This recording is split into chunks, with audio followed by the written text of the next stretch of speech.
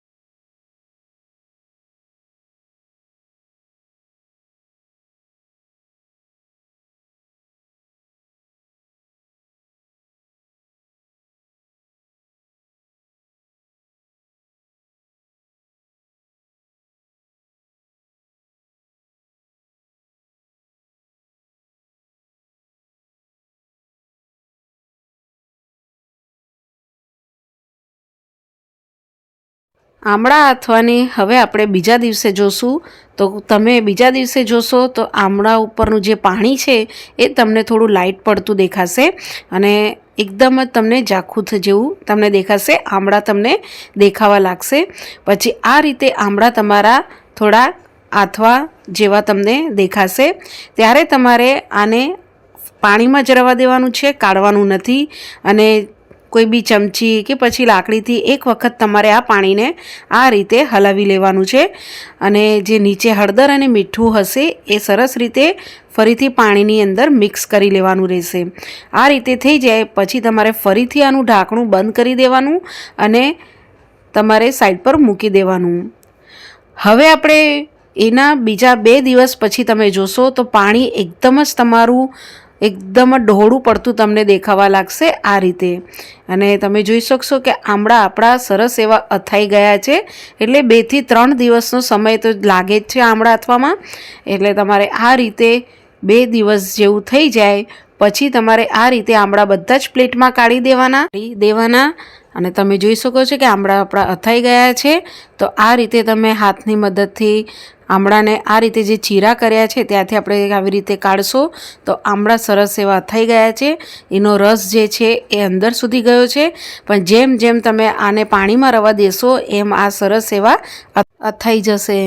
તો આવી રીતે આમળા અથાઈ જાય પછી તમારે આ આમળાને આ જ પાણીમાં તમારે નથી નાખવાનું.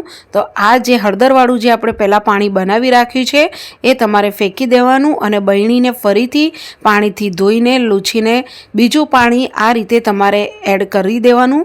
રૂમ ટેમ્પરેચરનું પાણી એડ કરવાનું. એવી જ રીતે આપણે અડધીથી ઓછી હળદર પાવડર અને 2 ચમચી જેવું મીઠું એડ કરી દેવાનું. અને પછી આને ચમચીની મદદથી પાણીની અંદર મિક્સ કરી દેવાનું. અને જે આપણે આથેલા જે આમળા છે એને ફરીથી આપણે આ જ પાણીમાં એડ કરી દેવાના છે. એટલે અને ઉપરથી આપણે બરણીનું ઢાંકણું બંધ કરીને આને સાઈડ પર મૂકી દેવાનું છે. જેમ મેં પહેલાં બી કીધું કે આથેલા આમળાને તમારે ફ્રીજમાં નથી મૂકવાના, બહાર જ રાખવાના. જો ફ્રીજમાં રાખશો તો એ અથાશે નહીં. હવે આ જ રીતે તમારે 2-2 દિવસે પાણી બદલતું રહેવાનું અને રોજ સવારે તમે એક આમળું ખાઈ શકો છો. 2 થી 3 દિવસનો સમય આમળાને આથવામાં લાગે છે. અને રોજ તમે આને પાણીની અંદર રાખશો તો જેમ પાણીમાં રહેશે એમ અથાતા રહેશે. પણ ખાવા માટે તમારે 2 દિવસ પછી જ ખાઈ શકશો. તો આ રીતે તમે સવારમાં આમળું ખાશો તો તમને શરીરમાં તાજગી મળશે અને ઇમ્યુનિટી તમારી બૂસ્ટ થશે. તો આ રીતે તમે એકવાર આમળા આથજો. તમારા એક ચીકણા બી નહીં પડે અને કાળા બી નહીં પડે અને તમને ખાવાની મજા બી આવશે. તો તમને જો મારી આ રેસીપી ગમી હોય તો મારી ચેનલને સબસ્ક્રાઈબ કરજો, બેલ આઇકન પર ક્લિક કરજો, લાઇક કરજો અને કોમેન્ટ્સ બોક્સમાં મને જણાવજો. Thank you for watching.